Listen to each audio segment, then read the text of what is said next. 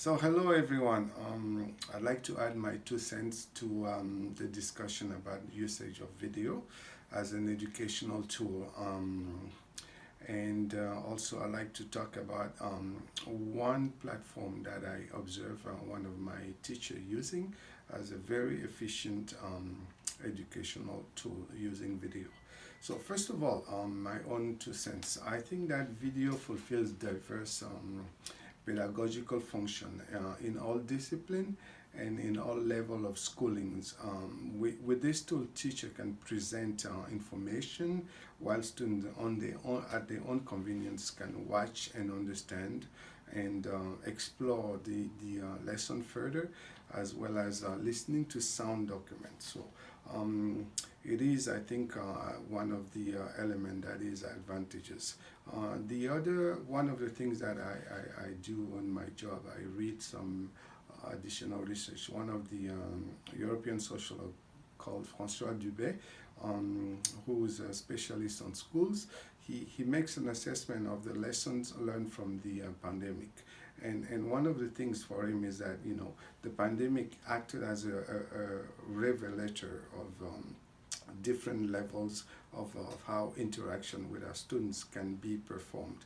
And he realized that in some cases video was a powerful tool that really enhanced the educational element, because a teacher can observe themselves as they teach, make correction, and prepare the video specific for certain learners. So I think that was a very, very useful element there.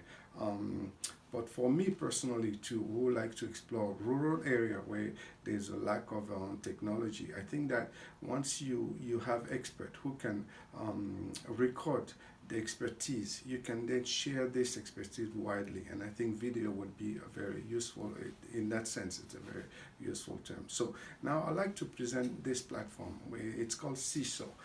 Seesaw, maybe many of you are very familiar with seesaw, but seesaw is a platform that engages students in a way that I think is very productive. So what is seesaw? It's simply an electronic platform. It uses many tools, but one of them is the video feature. And so students sign into their account after being added by teachers, who configures the video in such a way that it enables students to achieve the desired goal, the objective designed by students. So students, the first thing they go when they go into seesaw, they find a recording of a teacher who presents it either in the morning or ahead of the class. He greets them, and then he gives them the explanation of the activities that he wants them to engage into. Then the students on their own then go into the activity, they record their work, they record the process of thinking, they record the reflection, and then they submit it. The teacher looks it in later, and then they send the feedback. So I did as an illustration, iPad is a good tool for that. So in the morning, teacher record the message and give instruction, and the students find it on seesaw, and then students react by doing the work. They do the work and send it back, and then the teacher does the feedback.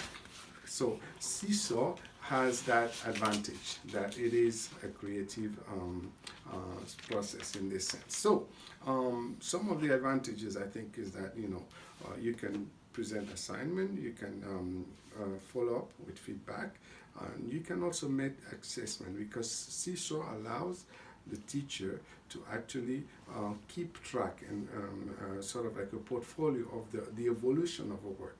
So he or she can then look at the student's work and see how learning has been progressing.